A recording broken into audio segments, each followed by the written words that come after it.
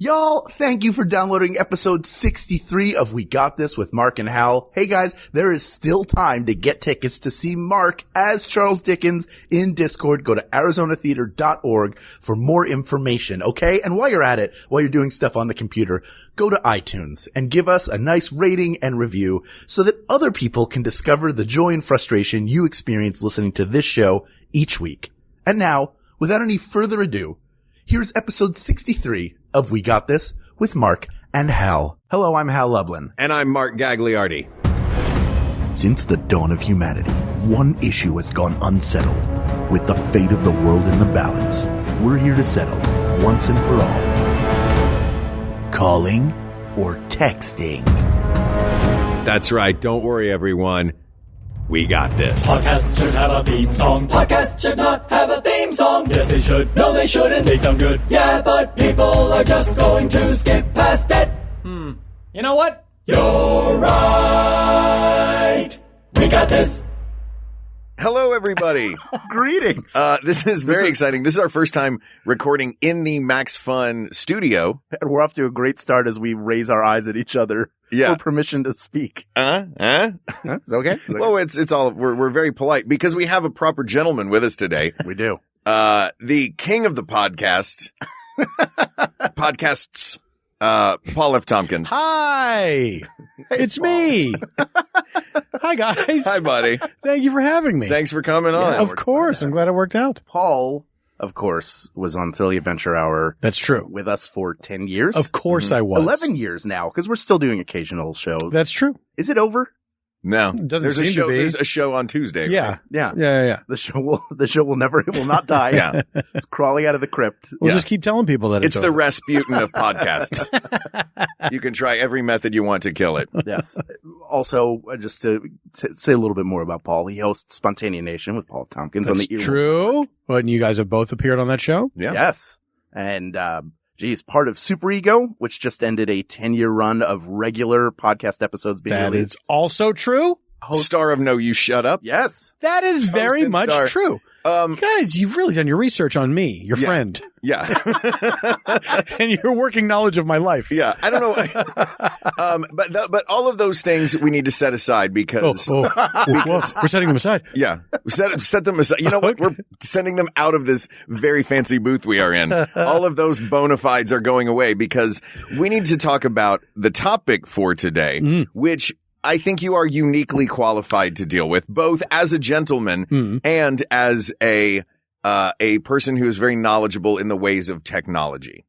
Interesting. By the way, this is the first time that our guest does not know because you requested. You're like, don't tell me. I was given the What option. we're going to talk about. I was given the option to not know and to discover it along with the listener. Well, they're ahead of me. They're ahead because of you. It'll be in the description. So right now, listeners, tell Paul what the topic is. On 3. 1, 2, 3.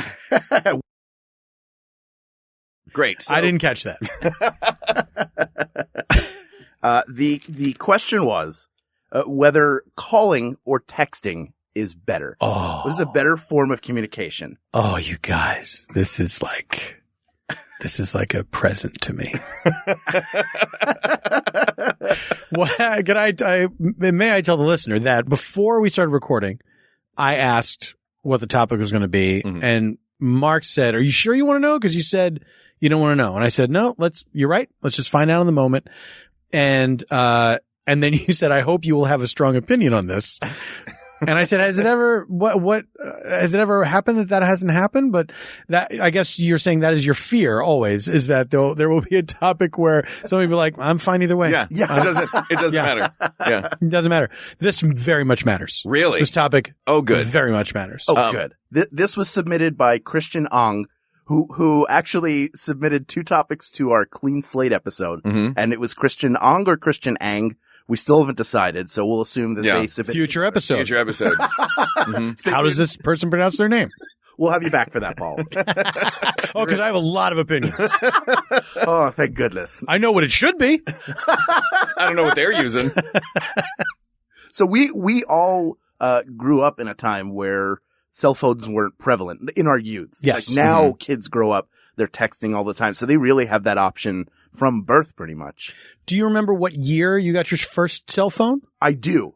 It was 1997. I was in college. Okay. In Syracuse. Mhm. My parents got me the phone so I could talk to them if I needed them while I was making the drive. Right. And it stayed in the box for over a year because I thought, why do I need a phone walking around? Because they were still considered pretentious, like jerks had cell phones. Yes. Yeah. Jerks had cell phones. And my mother always used to, for her, it was, cell phones and pagers. Well, those are for doctors and drug dealers, Exactly. and everyone knows you're not a doctor. What year for you for a cell phone? 1996. You guys are both ahead of me. 1999 was my first one. Really? And I What was the first phone? I never was going to get one. And then I got one because I was double booked. I had 2 jobs and the one was going long and I had no way of telling the other one that I was going from one set to another set and I was freaking out so much. And after that, I was like, I'm never letting this happen again. So it wasn't like in the moment you were like, I've got to let the people at that other set know, get me to Circuit City. I will buy a phone. I will call right now. I'm probably going to be even later to the second job now because of this detour. It was the next day. I got one the next day. Yeah. And it was a StarTAC, Motorola StarTAC. Oh, sure. Is it the black one? It was a little tiny black phone. Yeah. Flip phone. Yeah. My father, who we all know and love. Mr. Loveland. Mr. Yes. Bill Loveland, who owns and wears Google Glass. Yes, he does. He wore it to Seattle at a Comic-Con, which was Perfect. a very proud moment as his son. Absolutely. He's always been like a tech guy. He wants the new technology and he wants it right away. So he had a bag phone in the 80s. He had the installed car phone on the edge of that, but it always seemed it seemed like pointless technology at the time because the call quality was terrible. Yes. I remember the car. My dad also got the car phone that was mounted on the center console of the car, and it was so insanely loud. Do you remember, were you ever in a car that had one of those and it would ring and you would veer off the road at how loud the car phone was? My mom, for the longest time after she got her cell phone, still referred to her cell phone as her car phone. Oh, that's adorable. She was like, I gotta get my car. She's like, my keys, get my car phone. Yeah. But even texting feels like it's relatively young. I mean, there wasn't really a lot of, I guess you could send a text message. It was more of an ordeal. Yeah. When the T9 was a thing. And then some people you could not text them, right? They were like, I don't get that on my phone. Yeah. It's something like that. Like, I don't know. It was like the plans were very arcane and it was a difficult thing. Or you had a phone that was like the jitterbug, which is now like, it's the joke phone for old people, but that was like cutting edge technology at the time. Yeah. So it was, you either had, like, I remember getting a phone that had a camera on it and thinking that, this is changing the game. Oh, absolutely. Oh, but those early cameras were such crap. Oh, but the Razor, that's the one that I had. The Moto Razor. The Moto Razor. I have a great deal of affection for that phone still. Why do you love the Moto Razor? It was very sleek and slim, and it looked like a Star Trek communicator. It had a little window with the clock. I liked the way it looked. It just looked, the design of it was very elegant. The light up keyboard. Yeah. It looked very Tron. Yes, it did. It was an elegant phone, and it looked like the idea of the future. You know what I mean? It was beautiful. And, I still sometimes think about that phone. I loved that phone. So you mentioned the elegant phone. You are a guy who will put an elegant case on an iPhone now. Sure, I will. I've seen leather. I've seen wood. What are you rocking right now? I have a wood case. I used to get these cases and I'm embarrassed to say that they were expensive. It was too much money for what it was, but they were solid wood. They were made from a solid piece of wood and it snapped together, and it was 2 pieces that snapped together and you couldn't even see the line. It was beautiful. But if you dropped it, that was it. That case was over. And so it would sort of give its life to save your phone. The phone would be fine, but that case was shattered. Case. Yeah, a suicide case. Exactly. So then I found this company called Carved, which these are actual wood cases. It's like a, around the edges, it's like a bumper case, but then the back is an actual piece of wood, like a slim, very thin, sheet of wood that they put on there. It smells like wood and everything. Yeah. Hal, are you sleek, slimline, or are you OtterBox? Like, give me the big, bulky, technologically advanced thing that has the battery in it, the Mophie. Right. Well, I did have one of those for a while because I would run through phone battery very quickly. Now I have a really big phone. I have the 6S Plus, which is like basically it's carrying an iPad around. Yeah, which I love, but I wanted to make sure when I got a case that it took up as little real estate as possible. Yeah. So the phone's already big enough. So the OtterBox is like, my brother-in-law has an OtterBox, but he runs an auto parts store. So sure, so it's getting knocked around that a lot. phone could be in danger there. Gets into wrench fights. When he gets into those wrench fights absolutely. out front. Sure. Yeah. When the other hey, this guy doesn't want to pay. There's one way to settle this. Wrench fight. Man, you can take the boy out of Philly. Do you remember all those wrench fights as a kid? Just Boy, go down. Do I. I remember it like it was yesterday. Oh, what a night. There I was. Got my first wrench. I was looking for a fight. All right. So what about you, Mark? Do you like wrench fights? Yeah. I was in a wrench fight just this afternoon. The sweet science, they call it. All right. Now let's get to the topic at hand. Yeah, We've okay. discussed phones themselves. Let's talk. We've talked the technology of T9 being like texting now is easy and fine and fun. You know who was back in the day T9, texting? though? Just to take us off on a short tangent. Quick sidebar. Please. Annie Savage. Now Annie Savage Cross was a lightning quick Really? T9 texter. She did a show called, I think it was Girls Gone Bad, like some comedy show that Jackson directed. And they each actor did like a little talent segment, and hers was sending a text really fast. And she legitimately could do it. Like it was hilarious, but she would sit there and do it. Refresh my memory as to T9. That was where you had to, like, if you wanted to write you had to RST. Right. GH. Yeah. I just remember, I remember with T9. I feel like I got really good at that too. Yeah. I did not have the patience for it. And especially at the moment I realized I didn't have the patience for T9 when I was trying to type the word tomorrow. The two R's in a row. Yeah. They hang you up. The word tomorrow, because you would have to wait. You could, if it was on a different number, it was on a different digit, then you could just jump right to the next digit. But if you were, you're like, this is America. Yeah.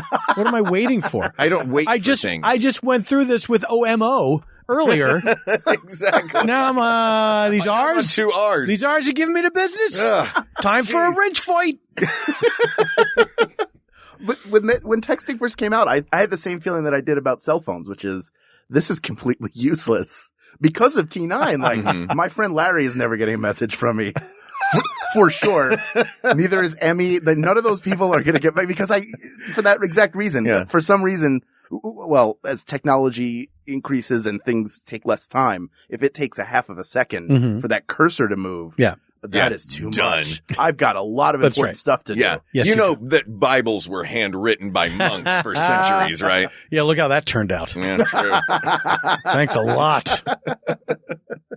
All right, but let's talk now the etiquette of I think that's a big part of it. What criteria are we going to use? First of all, the question is just, should you call or text? There is the technology.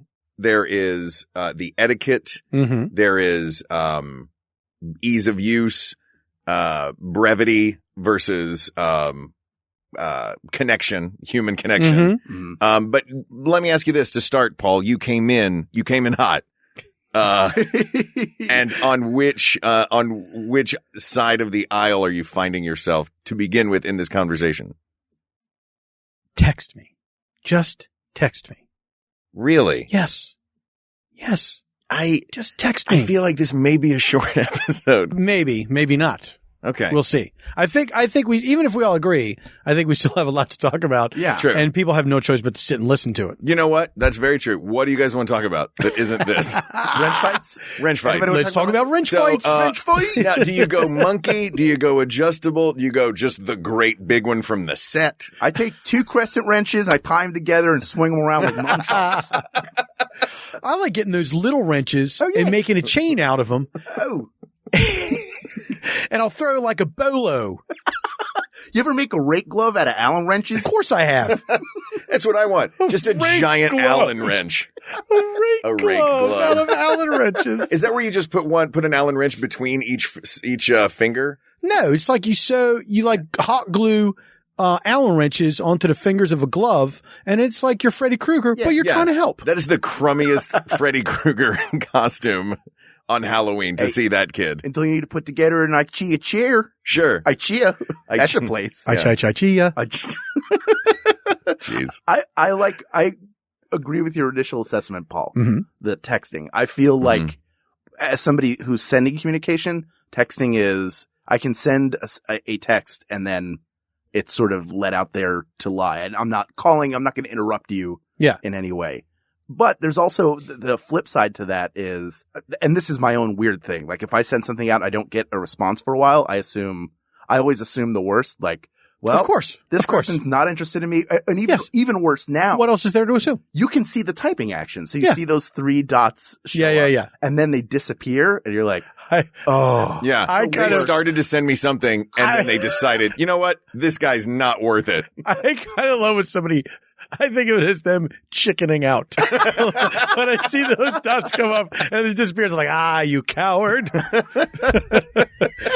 I think for me, what it comes down to is there are so few conversations that you have over the phone that are worth a conversation.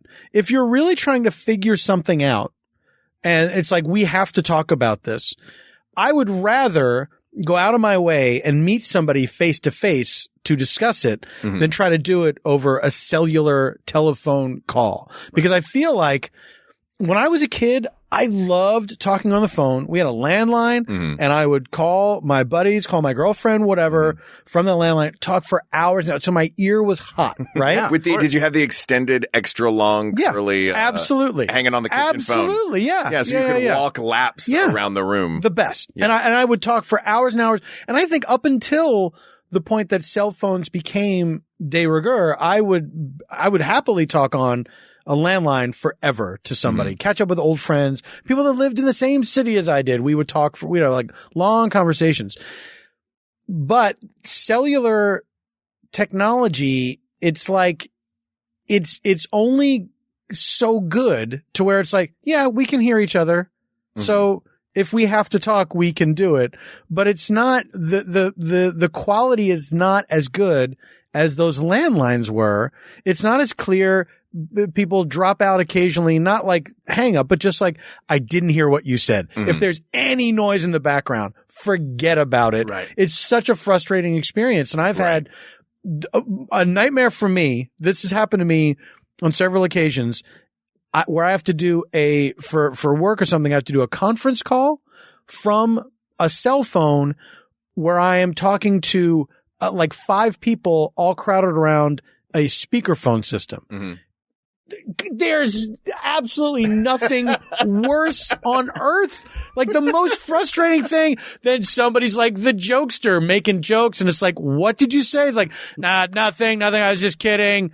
Like people laugh and then all the sound drops out. I'm like, what are we doing? Speakerphones in general drive me crazy. And I'm sure it drives Juliana crazy that she will call me from the car and she won't have her headset with her. So she'll use the speakerphone and she'll call me and be like, I'm like, hi, I love you. Call me when you're not on a speakerphone. I just don't, like, my ears don't adjust to them. I can't listen to them. But one thing, if I may throw out something on the plus side for phone calls over texting is nuance. There's nuances to a human voice that you cannot convey in a text message unless you are overusing emojis. I think that's true, but I think that's why, to me, texting is about not all communication. It's not replacing everything. Texting is replacing those small talk conversations that go nowhere, where it's like, we just needed to get this information straight. The end. Okay. So to me, it eliminates what else is going on. It's like, well, I'm doing stuff because in the early days, when somebody would call you, if they were calling you, you were at home because that's where the phone was. Right. And so now you could be anywhere doing anything, and you take the call because it's supposedly important, and you're like, well, I have to take this call because I know we were going to talk about whatever. I don't know, but I feel like if you're calling me, it has to be an urgent thing that we need to discuss right away, that it cannot wait. Otherwise, shoot me a text. Let's meet at 6:30. Great. Let's meet at 6:30. It's just that simple. Right. You know? But that you mentioned that the urgency is a phone call. If you have urgent information that you need, how long? I know, Hal, I love you, brother. There will be. Oh, I've been waiting for this. Hal will say, oh, look, you are far better at this than me. Go ahead. But Hal will send me a text message with a question in it, and then 60 seconds later, my phone will ring. It is, well, I gave you your shot. Now, Well, you heard I need to hear it. You heard his process, right? His process was I sent a text. I don't hear from them in a minute. I assume they hate me. Yeah. So then he has to call and make sure. well, the odd thing is that instinct comes from a very weird place. Which place? Which was this is not to garner sympathy. This is just this is Oh, the truth, here we and I go get that it's Uh-huh, crazy. I know where this is All headed. right. The day I was the day picked on that, as a kid, so I get to no, win no. every argument. On we go. Oh no, it's worse Oh, than please. The day my Oh, mother geez. passed away, Oh, I tried dear. to get her on the phone and didn't because she had passed away. But because of that, if it's somebody who is close to me that I'm trying to get a hold of and I don't hear back from them, my mind makes a weird association Sure. and I'm like, something Yeah, is all right. wrong. If it's Jennifer in particular, because she's like, oh, my phone's at 12%. I'm fine to leave the house for an hour with no plug. And I'm like, What an idiot. She's the worst. She's going to be, Yeah, oh, she's a the terrible worst. person. I hate her. I hate her. it's finally coming out. It's finally coming out. But with Mark, here's the flip side of it is I will send him, like a question or two for something that is of some urgency. Mm-hmm. And then I will not hear back for a couple of days. So then when I hear back from him, I'm like, oh, I've got him for a second now. And he'll answer he'll just be like, I sure do like pizza. And then nothing. To be fair, I really do like pizza. It's good, right? It's right. It's great. It's super Have you good. guys done pizza on your show? Not yet, we but haven't we covered any should. pizza topics. No. Are you kidding me? I know we haven't. They're on the list. That's crazy. I think we have best pizza topping on the list. Yes, there's New York versus Chicago, like the Sure. Yeah. Which, I mean, it's on there. yeah. No spoilers. All right. We're not spoiling anything. I feel like I know exactly what you're saying. And I think that's my thing too, is that if you're calling me, it has to be something that's extremely urgent. Like, And- I can't get in the garage. You know what I mean? Right. Like, Yeah. I'm standing outside. It's raining. Right. What's your door code? Right. Like, I will call you. If I text you, what's your door code? As Yeah. I'm walking up, you have until I get to the door to text me back with the door code. And then I'm going to call Yeah. and say, what's your door code? There are so few numbers that will come up on my screen that I will actually answer. Right. Mhm. So few, because some people have burned me before Mhm. with, and then they leave a voicemail that just says, "Hey, call me back." Okay. Why don't you go to hell? State your business. State your business. Call me back. The end. No Yeah. further information. I don't like those calls either because What I are you assume talking that about? something terrible happened. exactly. Yeah. Oh, Yeah. you need something. Those are when I turn Hal and I assume that something really awful is going on, or that I've done something to anger a person, and they're like, "Call me back so I can yell at you Because about a thing." here's the thing. You can leave a message that says, even if you feel like it's information you don't want to impart over a voicemail, Mhm. you can say, "Hey, call me back when you get a chance. I have some bad news," or something like that. You know what I mean? Like, right. Yeah. okay. I mean, I'm already halfway there to assuming someone is dead. You know what I Right. mean? Because honest to God, because I've gotten those calls every time somebody's called me that had to give me that news that someone had died. Mhm. I always knew immediately. And it was not always like someone suffering from a long illness. It's like there's just a thing in someone's voice and you just know it. Yeah. You know what I mean? Yes. Like, I don't know. I feel like we give ourselves too little credit for being instinctual animals, that it's like you can sort of tell. Do you think but that is conveyable? That comes through in a cell phone call, which is not as good as a landline. Like you can Yeah. you can actually sense that. Yeah. Okay. I think so. I think it's just you can hear it in the person's voice. The flip side of that, I have buddies who I love it when people do this, that will leave a message that is, hey, haven't talked to you in a while. Just wanted to see how things are. Give me a call when you get a free minute. Like there's nothing that's wrong. I just wanted to call and shoot the breeze. But here's the thing. Uh-huh. I think that is very nice, but the whole process, I get so annoyed at the whole process of the phone ringing. What is this number? I don't recognize this number or whatever. You know what I mean? It's like, yeah. Yes. Is this something? It's like, it's a distraction, especially if you're driving or something where it's like, do I take this? What do I do here? You know, I never, if the number isn't plugged into my phone, I never answer it. right. Is that what are your percentages of numbers that call you that you recognize to numbers that you don't? How often does a name come up and how often does a number come up? It's more often numbers these days. Really? And it's a lot of spam calls. I do get a lot of spam. Calls. Yeah. And I got burned by that recently. I was like, all right, I'll answer this. And I answer it and it's like, hi, may I speak to Mark? Yeah, this is Mark. Mark, hi, this is Environment California. You remember and they just launch. They just start going. Yeah. Are you polite with them? Do you hang up?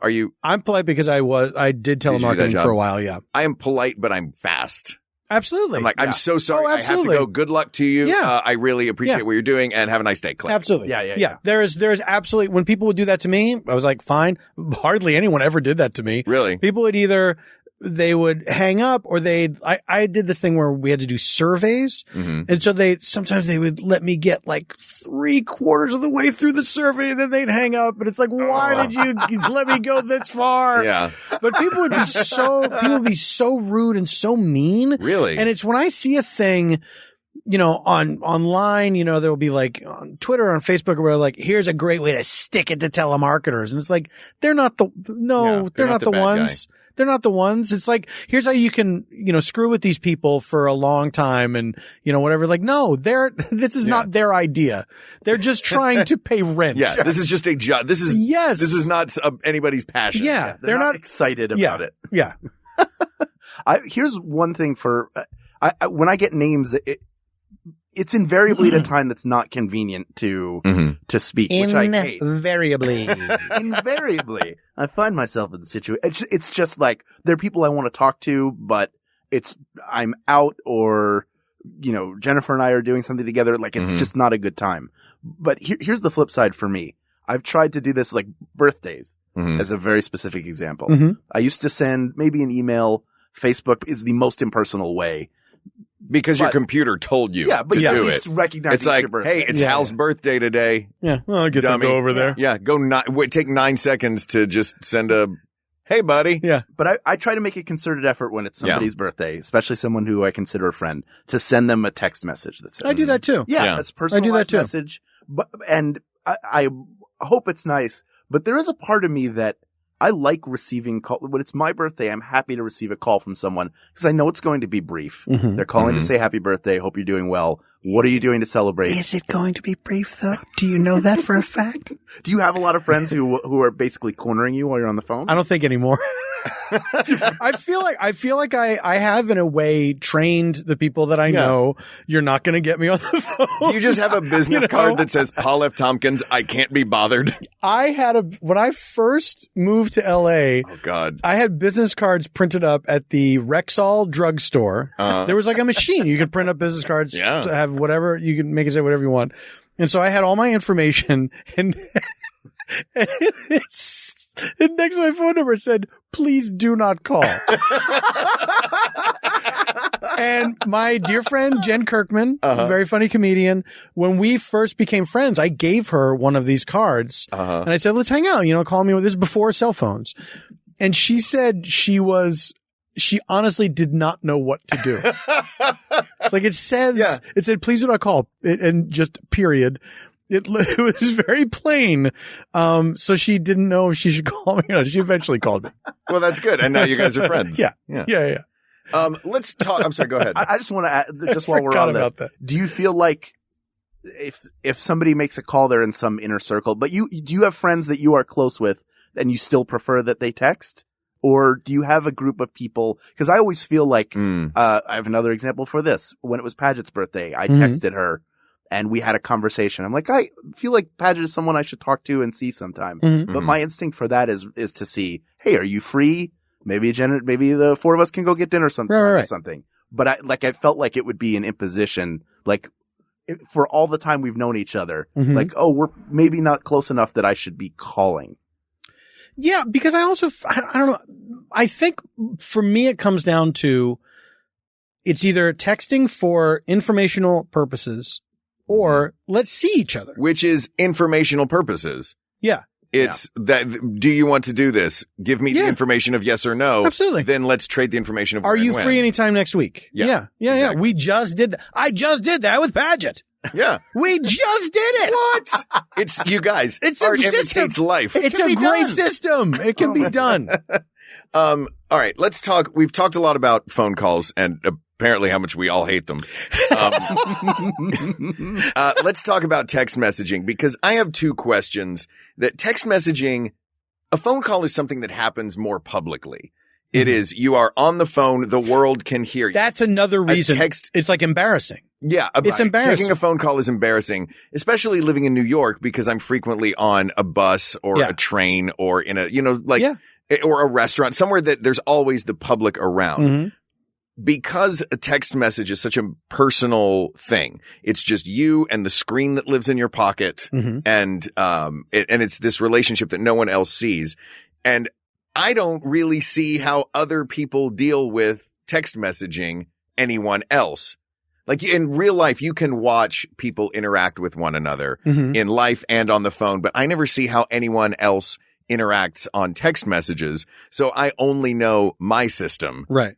So my two questions are I will ask three questions. Oh, I know this is a lot. If we answer them all, we get to answer them all. It increased by one. How do you feel about use of emojis?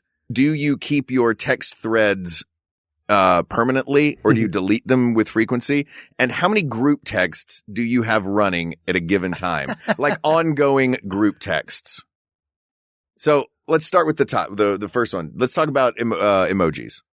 I do not use emojis. Not even a small list, not even a smiley face or a heart. No. Really? I really don't. When emojis first happened, I used them a lot, just instantly, ironically.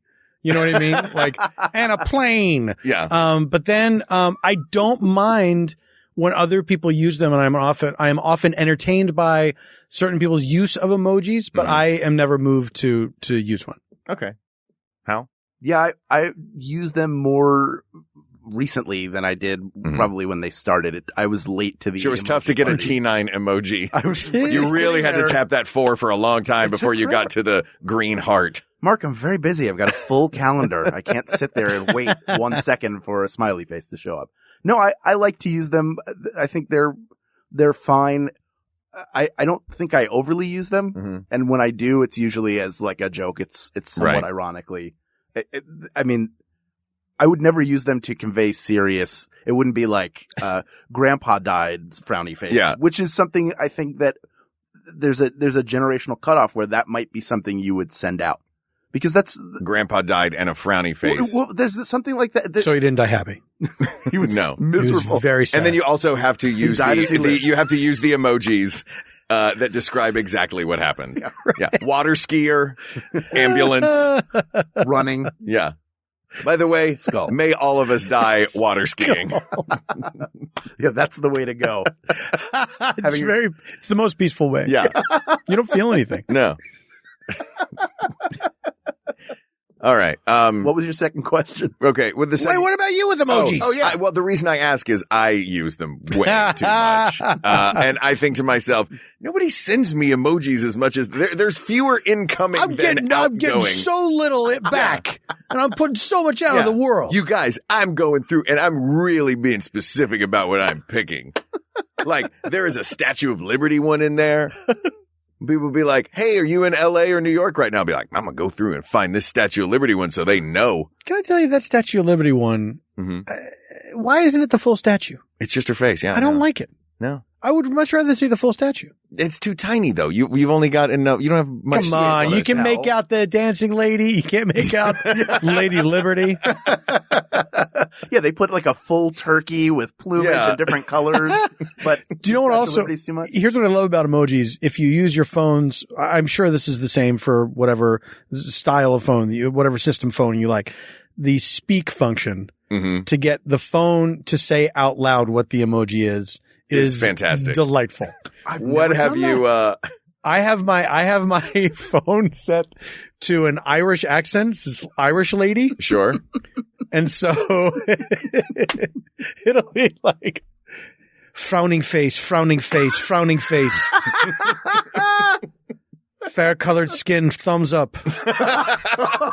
It like tells you the skin tone. Oh, that's It's great. Well, I mean, they've now added multiple skin tones, which is lovely. Fantastic. Yeah. that sounds racist somehow. Like It always thumbs does. up. It always Yeah, does. It's terrible. Yeah. Fair skin, thumbs up. I feel like that Irish accent somehow makes it like it's the gangs of New York. So Two black men. Oh, these got the wrenches. The wrenches are coming out. Juliana, her phone, she set her phone to a New Zealand accent because we went to New Zealand last year. You guys remember that? And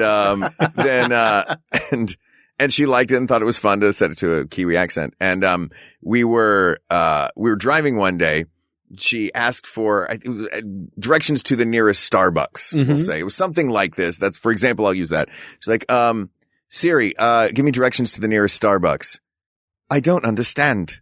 Siri, give me directions to the nearest Starbucks. I don't understand. She's like, all right, hold on. Siri, give me directions to the nearest Starbucks. Yeah. Finding the nearest Starbucks. Yeah. She just by have you? That happened to me. If you do the Irish accent, I would send. Well, it's there. By the way, I Siri realized voice. I know you were laughing at the multiple accents that I threw out. I caught that. There's the Siri voice, but then there's the speech function. They're totally different voices. Really? Yes. You can set Siri to be from a different country other than your Right. own. That was what. But that happened, and that happened to me. I had that for like a day. It was like a British voice or something like that, and then I had the same thing where it's like, is this what I have to do? And It was figuring that out in the car was so fun though. Yeah. Because it's like playing a puzzle box game. And you're like, oh, we got it. I was like, I can't do this anymore. Oh, this is going right back to American. I feel like text to speech is an underappreciated invention. In college, my roommate freshman year had a computer that had text to speech, and we thought it was the most, like, you just put any text in there and it became hilarious because the computer didn't know how to pronounce anything. Yeah. Right. Dumb computer. And then, but as time went by, there was some voice that would speak a sentence out, but in a sing-songy way, but the song was Pomp and Circumstance. Oh, I remember this. To be like, hello, how are you, Yeah. Frank? I'm coming over. Yeah. It just, like, that's the last thing you hear before the knife goes in. When would For that sure. who would ever want that? Yeah, the pomp and circumstance robot singing. Yeah. Future graduations. Good point. So, all right. What about, what was the second question that I asked? Now I'm forgetting what the questions were.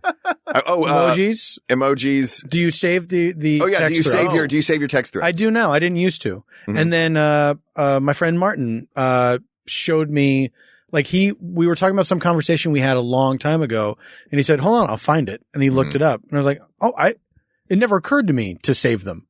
I don't know. I think it's like a neat freak thing in me that I would just delete things instantly. Like, oh, now my screen is all nice and clean. And now I save information free. Yeah. And now I save them all. And it's great. It's fun to scroll great. back through things. Yeah, it is. And to look things up. Although it will not take you, my phone will not take me right to the information that I need. It'll take me to that thread and then say, I guess you'll just have Start to look. scrolling, bozo. Here you go. Yeah. Oh, you left it somewhere in here. Just keep searching around. Yeah. As far as I go. I never intentionally saved text messages more than I didn't. I just deleted them when I needed space. Right. And then I would look for the ones that had videos or pictures in them. What about you? I keep all of them. I actually have a separate program that I use, called Phone View, where I will plug my phone in and I can extract them to PDFs. Oh. And so I can extract conversations to PDFs, and also it will find any files that had been texted to me, GIFs Wow. or photos or Wow. whatever, and it will It will save all those, everything that's in my phone that's been sent to me on a text message. It'll just save it to a folder on my computer. Wow. And that I'm a big fan of. But along those lines, saving text, that's, I guess, leads to the question about the group threads. Mm-hmm. I would say I have like 3 going now that have been going for a long time. We have a Thrilling Adventure Hour one that I just kind of, I think there's multiple. there's like 3 Adventure. Thrilling Yes. Adventure Yeah. Hour ones. Yeah. Yeah, all with assorted, like, this was the Australia one, this was the regular monthly show one. Right. And then I have one that's just like me and 2 of my buddies. You know what I mean? Like, we just kind of have a conversation going all the time. I thought that the Thrilling one was, insane in that there were so many messages. And then this other show that I'm doing for CISO, Bajillion Dollar Properties. This is a cast of how many? There's 7 of us all together. And everyone bonded very quickly and very deeply. And so I will every other day, I'll pick up my phone and there will be 40 text messages. Good Lord. Because people are doing bits and they're joking and it's a lot, but it's also a lot of, I miss you guys. We got to do something. We got to do like a show or whatever.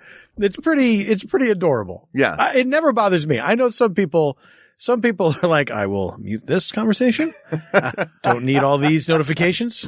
Yeah. I keep them going because they're fun. And I like, if you go into a movie theater and you come out and you're thinking there's a little red dot with a 93 in it. You're like, good Lord, what happened while I was gone? That happened once when we were recording. Something happened in the Thrilling Adventure thread. And that's all I love.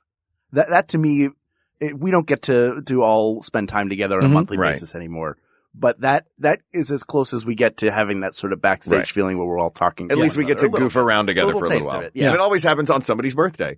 That seems to be what launches into it is someone's birthday, and then the gift scramble happens. Yes. But we were recording and over the course of 45 minutes, there were 40 or 50 text messages that came through, and they were great. And I usually have like 2 or 3 group chats going, maybe 4 at most. And they're not super active in the way that one is. That's more bursts anyway. I think I got it's probably those are the 2 big ones. And then, but there are groups there are definitely groups that I save that, that are frequently used, assemblages of people. I don't know if you guys have noticed this, but one thing I have noticed is we began this conversation, talking about all of the ways that we hate phones. And we have continued into all of the ways that technology has made us love texting. So, well, did we hate phones or we hated phone calls? Phone calls. Like the phone, I don't mean like the actual physical phone itself. No, those are great. That's what you text with. Yeah.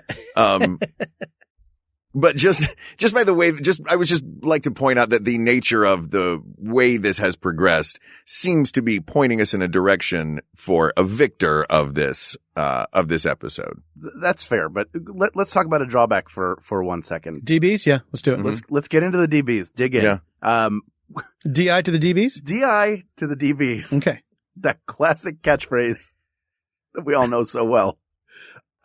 When you need to communicate information to someone, or there needs to be some conversation. The email's not great because it's so asynchronous. Texting is a little bit better because maybe you have your phone and you're going to respond back to me. Phone calls are the best for that. And usually you'll precede it with a text like, hey, I have some information for you. Let me give you a quick call if that's okay.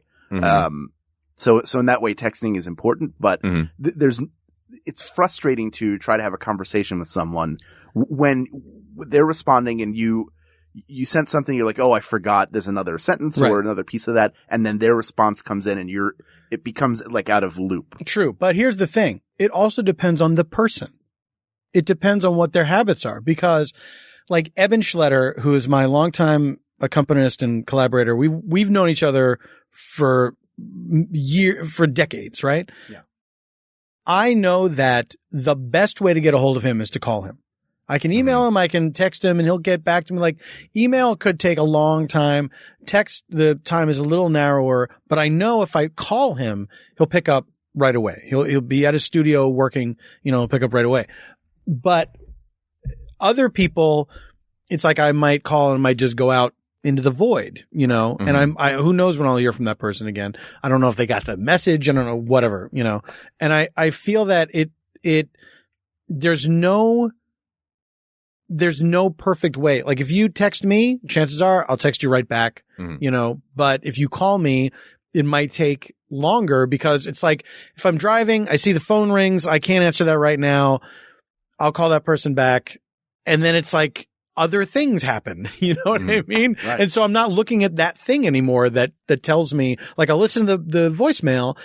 Then it's like out of my mind because because I can't call back. So it's like, for me, I've thought about this a lot where I have to get better at honestly coming up with a system of saying, I'm not going to listen to that voicemail until I'm at a place where I can return it. Right. You know what I mean? And so that I definitely recognize that I have part of the burden in this to get better at this kind of communication. It just by virtue of the fact that I will let myself be scattered if I'm not careful, and I'll just forget to go back to reply to people. If I could throw out a word of caution about that particular method of, you know what, I'm not going to listen to it right now. I will listen to that voicemail when I'm at a place where I can answer voicemail. That for me over the course of years has become, I'm just not going to listen to the voicemails. I'm going to pull my phone up right now and let's see what I have.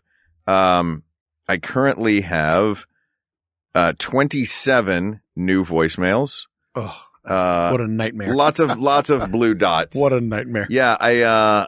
That's sort of, I know it's terrible. I realize that it's terrible. Right. You're like Boo Radley. You're so tough because here's the thing. And I think Paul's established this and this is something we should all talk about as well.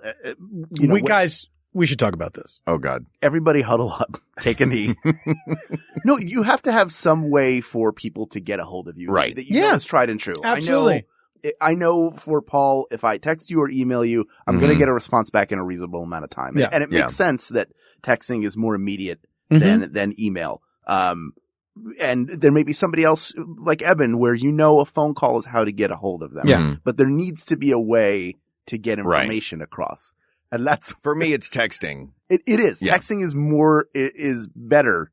But there's also we were having a conversation this morning and then it was in the middle of the conversation and I texted a response and didn't get anything. And I knew Mark was going to rehearsal. I was like, you probably just went on stage. I'll talk to you. Which I had done. I went on stage. To be fair, I texted you, I have to go. I'm going on stage. No, you didn't. Did that one not show up? No, it did not. I may have just not hit send. Do you guys ever do that where you forget to hit send? Yeah. And then you open up a text and somebody's like, why didn't you respond to me? And you're like, I did. And you look at the phone and your response is sitting there in the typing field. Yeah. I've done it where it's sent and I didn't realize it didn't go through. And then much, much later, like, I didn't realize this didn't go through. Yeah. Do I send it now? Do I look like a jerk that's just now responding? Try again. Yeah. Send as text message. Do I want to send it green? You really want to send it green? Ugh. I send everything blue. It's got to be blue. Yeah. Yeah. It's got to be blue for you know who. Trying to get that going. We're You're really a excited catchphrase about machine. I love them, man. Yeah. I love them. All right. What haven't we covered in this great debate? We've nuanced. We've covered the phone, the assorted technologies that are peripheral to texting. What about apps that sort of combine the two, like Voxer, where you're sending little. I think that's great. Okay. If you just want to, and I've done that with people, and it kind of like stopped happening. But when Voxer first became an app, I was using it with a lot of people, and it was fun. Like you would just a little voicemail, whatever, little voice message you would leave, and just about everyone I know has stopped using it. There is one where it's Steve Agee, Matt Gorley, Mark McConville, and me. And Steve Agee is the one that is keeping it alive. And we were like pretty regularly. What we do is we sing each other little songs that all have the same structure. And they're usually disgusting. That's less my bailiwick and maybe more some other people. But, Steve like broke the silence after I want to say like 4 or 5 months. Like we just forgot this was a thing. And then all of a sudden I made that my phone made that noise. I'm like, oh, what's this all about? And it was Steve. He had recorded a little song. And so then we did another burst of those songs. My phone or I will get emailed when friends are active on Voxer. That's not good. I don't know why I guess, look. I will get the Voxer notification for that. It'll make the noise. I'm like, oh. Oh no, this is an email that I guess I just need to start going through and hitting unsubscribe or doing my due diligence with setting my privacy settings whenever I sign up for a thing. Gotta check them settings, bro. Yeah. Gotta check them settings. Yeah. Take a wrench to your apps, man. Yeah. You take a wrench to I do not understand these. You don't use App Wrench? Yeah. It's the best. It's the best. When did the wrench become the universal symbol for setup? This is I don't know. Hey, you want to set up this program on your computer? Grab this wrench button. This will help. So dumb. There is another thing with phone calls, which I think is a plus for it, which is that there are boundaries with a phone call. Like, that is that true? You should tell the people who are calling me. For most people, there is a reasonable amount of time Mm-hmm. where you just don't make phone calls. You assume the other Like person time is of day in for the evening. Yeah, like right. Oh, right. I would say reasonably like 10 or 11 o'clock till 7 or 8, depending on the person. If you know when they're up, great. Oh, otherwise, hell. you go. Is this why I get text messages from you so early? You're like, look, you can catch him in the morning. I mean, no. 7 or 8 if they really like to sleep late. Those are the college equivalent of like in college when you'd write a note on somebody's door. Uh-huh. I assume I turn off, everything goes on do not disturb when it's bedtime because I don't want a text ding or anything. And I have an Apple Watch that will buzz. I turn all that off because I want to go to sleep. Mm-hmm. So if somebody texts me, I'll get it in the morning. Mm-hmm. Yeah, absolutely. I assume that's a thing. So when I send them, I assume the same thing, which is a mistake on my part if they have I'm assuming everybody is like me in their habits. And they have a switch on their phone. Yeah. I do not. I never turn it on to do not disturb because erroneously I am paranoid that it will not set off a alarm. If I set an alarm I got you. and then I put to do not disturb, I'm like, this alarm's really important. Am I 100% positive that setting my phone to do not disturb will not turn off the alarm? But now there's other functions though, because you can have it so that you don't have to turn it. Do you keep your ringer on all the time? No, I usually have my ringer on vibrate. Okay. You can, but if I'm going to bed and I have an alarm set for the morning, I turn everything on. Sure. But you can turn off the ringer. Mm-hmm. Switch the ringer off and then do not disturb. It's basically the same number of steps, maybe one extra, where you would change it to not to vibrate on silent. Mm-hmm. And then you can see that your volume bar is still turned all the way up. And so whatever alarm volumes will always go off, but you will not get any other sounds. There won't be dinging. And there won't be buzzing. All right. Yeah. I really do need to read the manuals for these things. And well, the iPhone did not have a manual, right? It had an online manual, I believe. Yeah. But nobody read that. No. I was a manual kid. Like when I loved electronics as a kid, and the first thing I would do is I would read the whole manual, like to learn about the new thing that I bought. That's smart. And then I would go play like a camcorder when I got my camcorder. Yeah. Oh, I was dug in. I wanted to see everything that thing would do. I am still with any new thing. I think I will figure it out. Yeah. Until I hit a wall, and then I'm like, all right, I'm going to look at that thing. Yeah. Or, all right, I'm just not going to use this thing anymore. Yeah. I am the same way, which I inherited again from my father. Mm-hmm. And Jennifer's so family. Like he gets the Google Glass and then he's just like, I'm sure I can figure this out. But he does invariably because he's been an early adopter. Right. But Jennifer's family is very much like, let's read the manual. Let's do it by the book so that we understand how it works, which makes a lot of sense. But for the majority of our relationship, I've been like, it's fine. I'll figure it out. And it's been okay until I got a new mixing board that it was a travel board, and I went to New York to do Night Vale shows. Oh. And Mark and I recorded 3 episodes in one day. Listeners, there are 2 episodes that were fantastic that you'll never hear. That will never be heard. Because I didn't realize how the settings worked. We recorded episode 1, 2 recorded over 1, 3 recorded over 2. Oh. Yeah. So we lost Joseph and Jeffrey, but we got Cecil from the Welcome to Night Vale crew. And not only did I feel terrible that we didn't have the episodes, but I felt so bad for Jeffrey and Joseph. You wasted their time. Their time was completely wasted. Their time. Yeah. I collected it. It's my time. Oh, time harvester. That's me. Oh God, Paul, get out of here quick. Someone smoke in the room. The time is mine. So, but there is a little bit more distance with the telephone call. You understand that there are rules. Texting doesn't really have that. It's still the wild, wild west of it. Yeah, and you sort of assume like they do what I do. Yeah, they turn this thing off and they won't hear it. Yeah, yeah. My wife would leave her ringer on her phone when we went to bed. Mm-hmm. It's like, what if there's and she would say, what if there's an emergency? And eventually, I think she kind of bought this. Like understood what I was saying. Like our family neither of our families lives here. If there's an emergency, there's nothing we can do.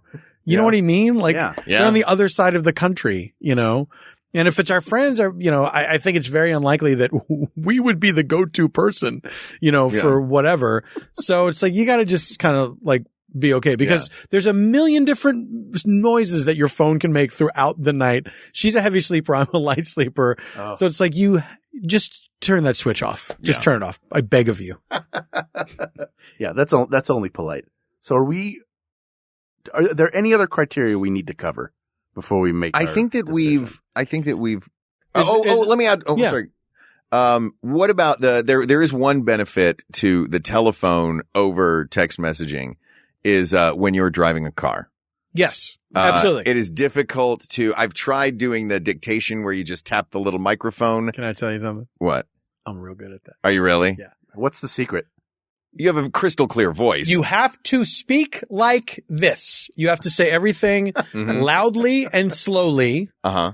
And I've gotten it to where like I can 9 times out of 10, I can dictate a message perfectly with no mistakes on the first try. Mm-hmm. And then there will be one where it's like, that's not at all what I said. But I'm the reason I am so excited about this because I figured out how to do quotes, parentheses, like all that stuff. And it's so satisfying. How do you do parentheses? You say parentheses and then whatever word it is, words, then you say end parentheses. Okay. I once early on in our relationship, sent Juliana a text message that, I dictated, did not read. I just dictated it. Dictated but not read. Sure. Right. It's classic business stuff. Sure. And I said to the text that she got was, I miss you, excavation point. Excavation point. That was the text message that Juliana got.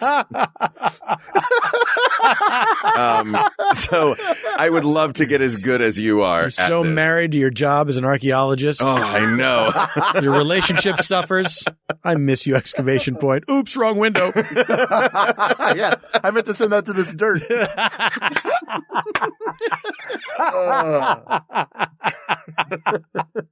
I hate when you do the dictation. I'm okay at it. I'm somewhere in between the two of you where I figured out punctuation and stuff. Yeah. But I have to remember as a Philadelphian, I have a very lazy mouth.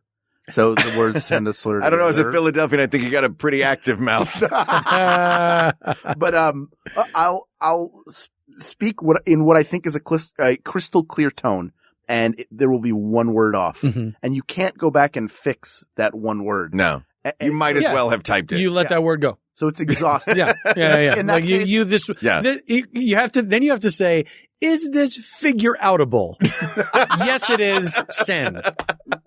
It's almost, is this hilarious enough? There's also that. Yeah. There's also that. And it will be. If you have a good autocorrect and you're like, you know what?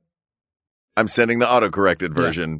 I didn't want this to say what it says, but it's amusing. Absolutely. So I will send this version. Yeah. Yeah. We've talked about the text game, right? The texting game where if you have an iPhone, it suggests words for you. Yes. Mhm. So You and I have played this game on multiple occasions. you just send a message to someone using just those words. Like You're tap only at allowed to random, use those 3 words. Yeah. and it always like the last thing that I love is when you are there for the day and I see you goodbye at night, and then when you are there, I love you. And then following. Yeah. There's always one random word and they're like, well, all right.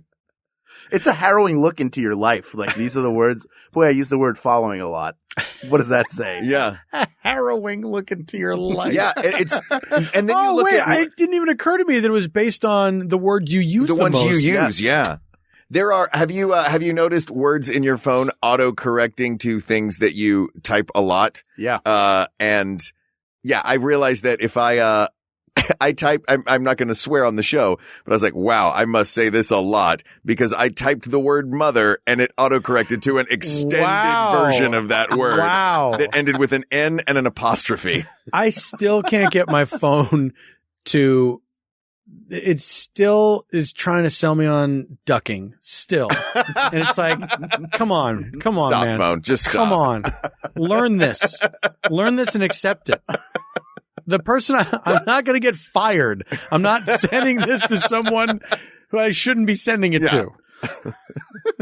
I will say this. I think the one thing that the phone affords you is the sound of another person's voice. As somebody that you care for, as somebody that you love. But I've had very satisfying text exchanges with close friends and my wife and my family that bring me just as much pleasure and joy as hearing their voice. Words carefully chosen have brought, have moved people to vast emotions for centuries.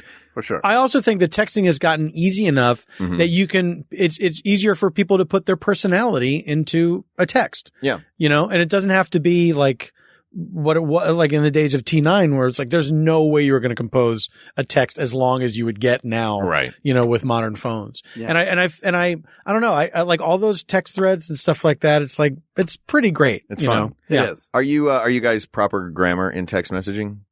I try to be. Yeah. Yeah. Same. Okay.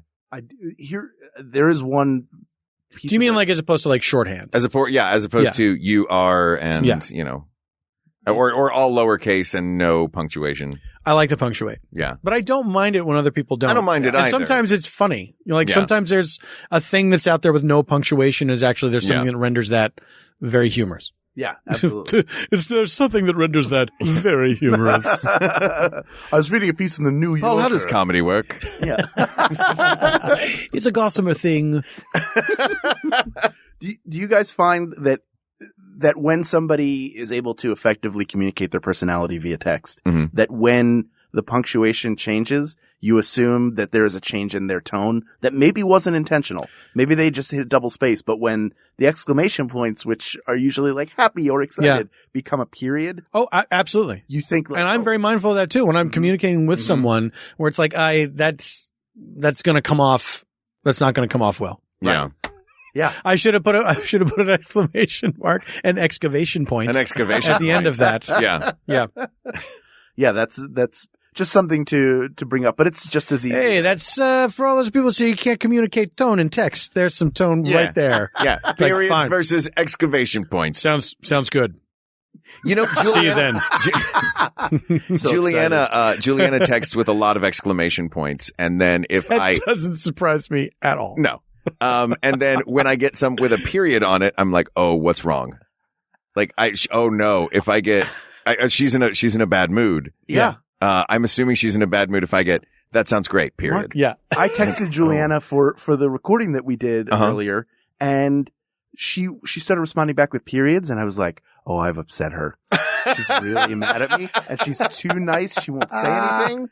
And I just hope that whatever bridge I can build to repair this relationship can be done quickly. Because if I don't hear from her in 60 seconds, I'll assume she's dead. Yeah. There's nothing else I can think. Do you need me to get a wrench? I'm waiting 60 seconds and then calling Mark to tell him his girlfriend's dead. I'm not going to call her and see where she is. That's worth a phone call, by the way. Yeah, probably. I think we're ready to decide. Yeah. I think it's exciting. Yeah.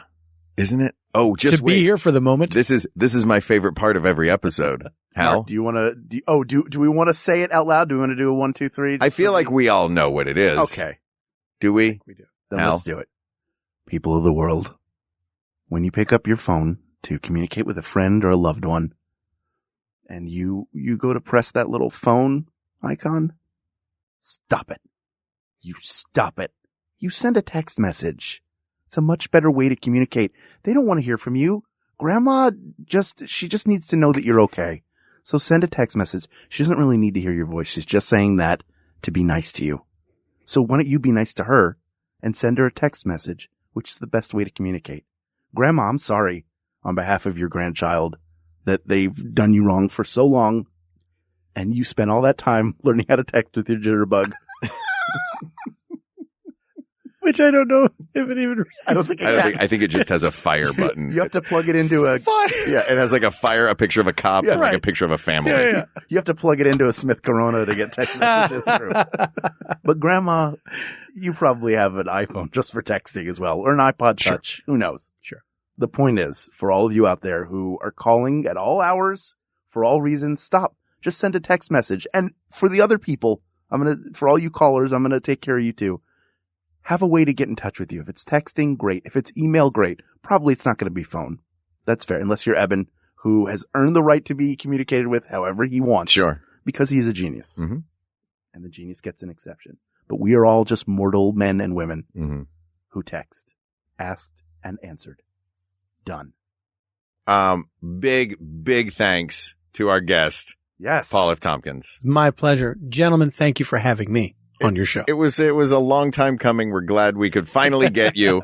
Yes. And thank you for doing this. And, of course, there are many more. Hold on, Mark, before you just skip past, I want people to know where they can get a hold of Paul. Here's what you do. As You a turn on a general fan computer or and you open admirer. Twitter. I thought I was getting presented with a ceremonial wrench. I have this wrench for you. Oh, I'm going to put it around your neck. it's so heavy. The golden wrench of Monaco. It's beautiful. It will open any nut in Monaco.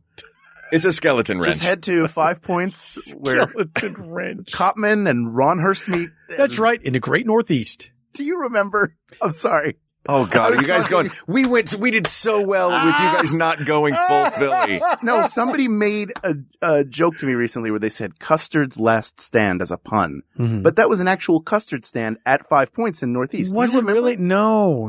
It was You a look cone. really disappointed, Paul, that I'm exists. disappointed that it exists. It was a cone of soft serve with an arrow through it, so that makes it even worse. Oof.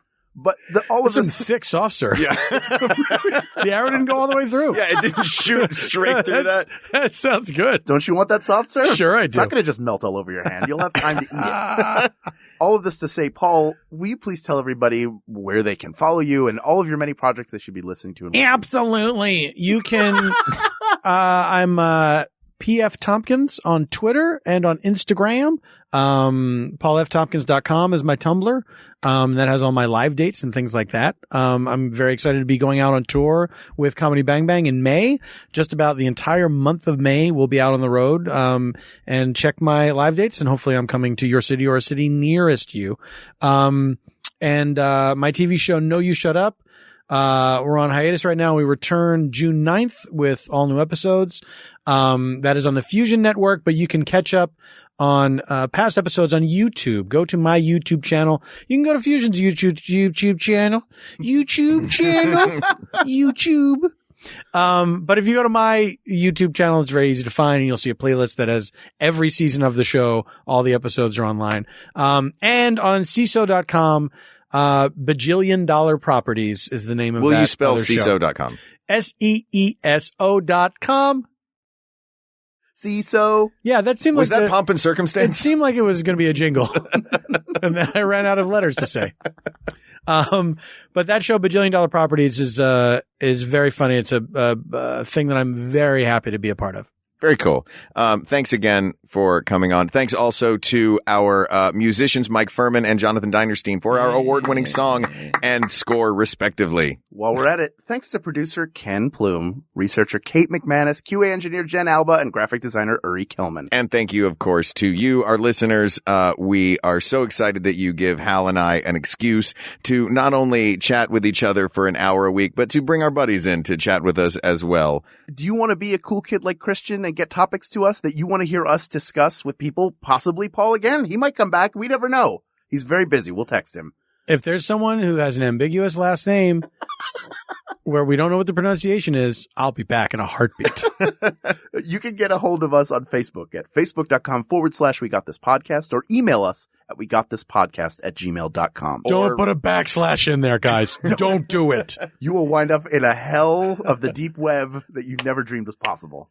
Or you can also reach out to us on Twitter at We Got This Tweets, or check out the Maximum Fun subreddit. There's probably an argument happening right now. For Hal Lublin, I'm Mark Gagliardi. And for Mark Gagliardi, I'm Hal Lublin. And don't worry, everyone. We got this. We got this. A ring, ring, ring. Hello?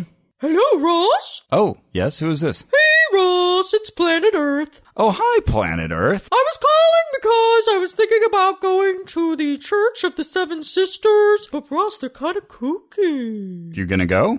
No, I'm kind of nervous, and I thought maybe you'd be the guy to call. I could do that. Yeah? Will you show up? I might even bring a friend. Oh! You hang on, Planet Earth. Okay. And we'll get back to you. Ring, ring. Hello? Hey, Carrie, it's Ross. Hey, Ross. How's it going? You know what? I just got a call from the Planet Earth, and Whoa. they really want someone to look into the Church of the Seven Sisters. Oh, they seem kooky. I'll do it. Yeah, you will. I think we should do it on our podcast. Oh, no, Ross and Carrie on the Maximum Fun Network. That's a great podcast. You know, the one where we look into different sorts of fringe science or Spirituality, claims of the paranormal. That one, Ross. And we show up so you don't have to. You can find us on iTunes or at MaximumFun.org. Let's help Planet Earth. Hello. I am comedian and television writer Guy Branum, and every week on Pop Rocket, I host a fun, freewheeling conversation about all the aspects of pop culture you love to love with my friends and co-panelists. Digital strategist Winter Mitchell. Journalist Margaret Wappler. Academic and DJ Oliver Wang. And you guys, this conversation is not just something we do privately. It's available to you through the information superhighway. So please, subscribe to Pop Rocket on iTunes or at MaximumFun.org.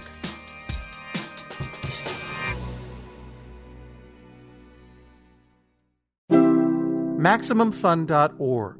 Comedy and culture. Artist owned. Listener supported.